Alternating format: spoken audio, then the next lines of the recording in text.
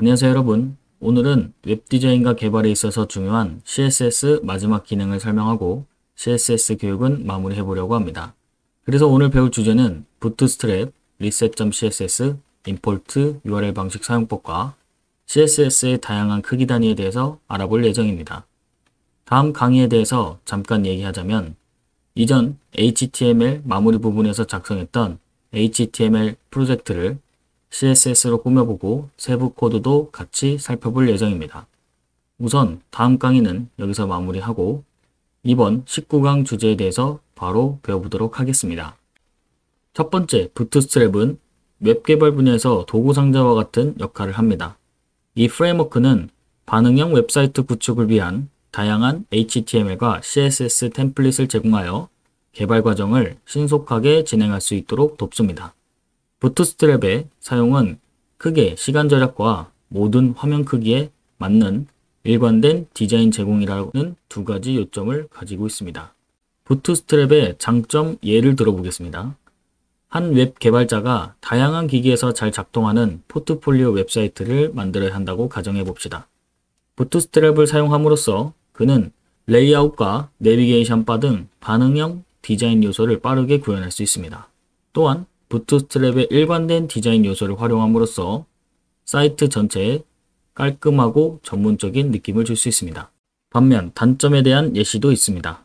다른 웹 개발자가 매우 독특한 디자인을 원하는 고객의 요구를 충족시키기 위해 부트스트랩을 사용할 경우 기본 제공되는 요소의 스타일을 크게 변경해야 할 수 있습니다. 이는 상당한 시간과 노력을 요구할 수 있으며 때로는 부트스트랩의 기본 구조에 대한 깊은 이해 없이는 어려울 수 있습니다. 또한 필요하지 않은 기능을 제거하지 않으면 웹사이트의 로딩이 길어질 수 있고 예를 들어 프로젝트에 필요하지 않은 자바스크립트 플러그인이 로드되어 웹사이트 성능에 영향을 줄 수 있습니다. 결론적으로 부트스트랩은 웹 개발을 신속하게 진행하고 다양한 기기에서 일관된 사용자 경험을 제공하는 강력한 도구입니다. 하지만 특정 프로젝트의 요구사항과 목표에 따라 그 사용이 적절한지 신중하게 고려해야 합니다. 그러면 부트스트랩 사이트를 접속해서 같이 한번 살펴보도록 하겠습니다. 자, 그러면 부트스트랩 사이트로 왔고요. 부트스트랩 사이트의 URL은 getbootstrap.com입니다. 그리고 부트스트랩을 사용할 때 가장 중요한 건 이쪽에 있는 버전입니다. 이 버전을 잘 알고 있어야 내가 어떤 프로젝트를 진행할 때 어떤 버전에 맞는 그에 맞는 코드를 작성을 할 수 있기 때문에 각자의 버전을 잘 고려해서 부트스트랩의 코드를 작성해야 된다는 걸 알고 계시면 좋습니다. 자, 그러면 이 부분에 독스를 한번 눌러볼게요.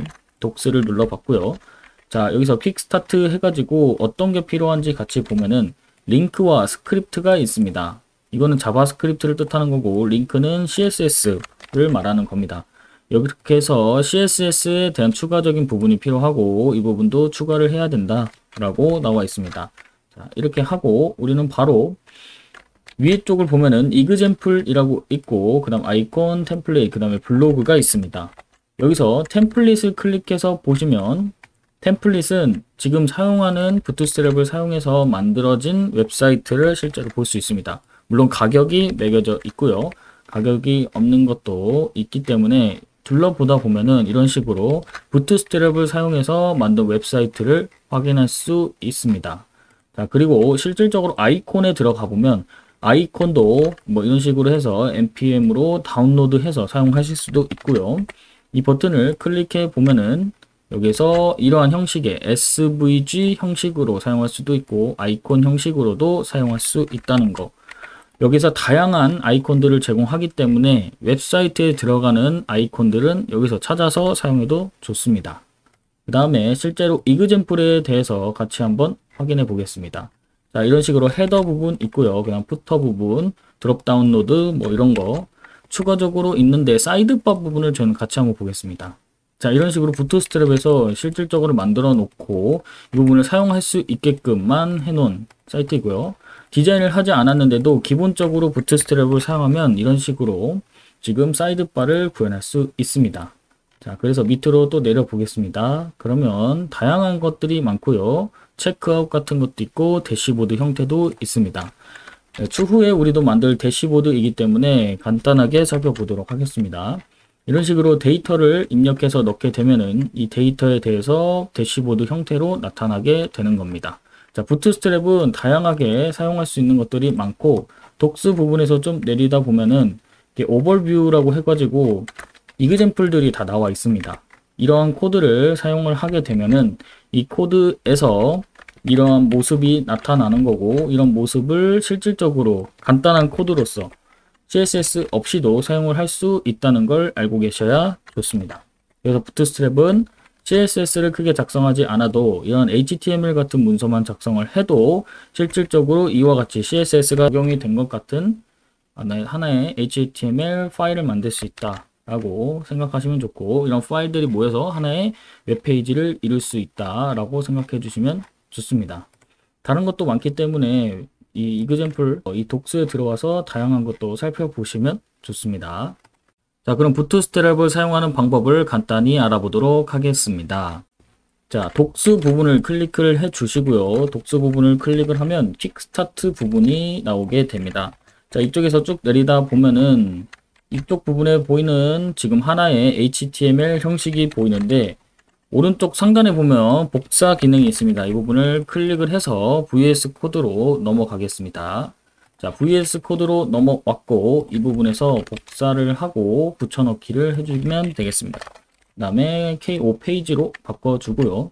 이 부분의 타이틀 부분은 바꿔주시지 않아도 됩니다. 자, 그러면 실질적으로 지금 라이브 서버를 켜놨고 부트스트랩으로 넘어가서 이그젬플에 대한 내용을 사용해 보도록 할게요. 그러면 저는 여기서 오버뷰 쪽에 폼에 있는 부분을 사용을 해볼 거고, 처음에 부분을 여기서 복사해 보겠습니다. 카피를 해보고, 그 다음에 저희 프로젝트에 붙여넣기 해보겠습니다. 이 부분에 지우고, 그 다음에 폼을 붙여넣고 다시 저희 사이트로 넘어가면은, 자, 이런 식으로 CSS 디자인을 하지 않아도 이렇게 오버가 됐을 때 실질적으로 어떤 디자인이 나오는 걸 볼 수 있고, 체크아웃 서브밋까지도 되는 걸 볼 수 있습니다. 그래서 여기에 CSS가 없는데도 색깔과 어떤 형태가 기본적으로 갖춰져 있는 게 확인이 되고요. 조금 더 내려서 다른 것도 살펴보겠습니다. 자, 이런 식으로도 디세이블드 만들 수 있고, 또 다른 형식도 같이 한번 볼게요. 여기 폼 태그 말고도 레이아웃 정도의 그리드나 Z인덱스 여기 다 있죠. CSS 그리드도 있고요. 그리고 여기에 컴포넌트 해가지고 실질적으로 카드를 한번 살펴보겠습니다. 자, 이런 식으로 이미지 넣고 카드에 대한 타이틀, 그 다음에 디스크립션, 그 다음에 이런 버튼도 만들 수 있는 걸 같이 한번 넣어 볼게요. 폼 태그 삭제하고 이 밑에다가 넣게 되면은, 자, 이런 식으로 이미지를 넣게 되면은 이 src 부분에다가 이미지를 넣게 되면은 여기에 들어가게 될 거고요. 여기에 카드 타이틀 부분에는 이런 식으로 바꿀 수도 있습니다. 카드 타이틀 부분에다가 그냥 타이틀이라고만 저는 바꾸고, 디스크립션 부분은 여기다가 설명란이라고 바꾸면 이런 식으로 바뀌게 되는 걸 확인할 수 있죠. 자, 또 다른 것도 같이 한번 살펴보겠습니다. 자, 이쪽에 내려다 보면 내부바라고 있습니다. 내부바라고 해서 이런 형식으로 나오기도 하고요. 자, 이렇게 어떤 아이콘이 있고 이렇게 나오기도 하고요. 자, 여기 밑으로 조금 더 내려보면 이런 식으로 어떠한 드롭 형태로 만들 수도 있습니다. 여기도 붙여서 넣기, 복사 붙여넣기 하고요. 그럼 내부바라고 나오고, 실질적으로 여기를 내비게이션이라고 하고 저장, 그 다음에 이걸 누르게 되면 홈 이렇게 나오게 되고요. 쭉쭉쭉.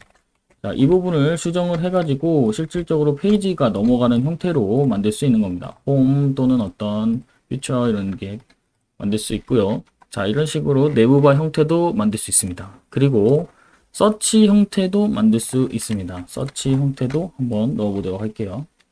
이런 식으로 해서 복사를 하고 붙여 넣으면 이런 식으로 검색할 수 있는 기능으로 만들 수도 있습니다. 물론 삭제도 되고요. 실질적으로 사용할 수 있는 기능들이 매우 많습니다. 자, 하지만 누차 말씀드렸다시피 이런 디자인들이 조금 제한이 있기 때문에 디자인을 고려하지 않은 채로 웹사이트의 구성을 빠르게 하고 싶으면 부트스트랩을 사용하는 것도 권장하고 있습니다. 이렇게 해서 부트스트랩에 관련한 거는 여기서 마무리하도록 하겠습니다. 자, 그래서 실질적으로 부트스트랩을 사용하는 방식과 부트스트랩의 장점과 단점에 대해서도 같이 알아봤습니다. 그래서 부트스트랩은 웹사이트를 만드는 데 도움을 주는 도구 모음이라고 인지해 주시면 좋겠습니다. 이번 강의는 여기서 마치도록 하겠습니다. 감사합니다.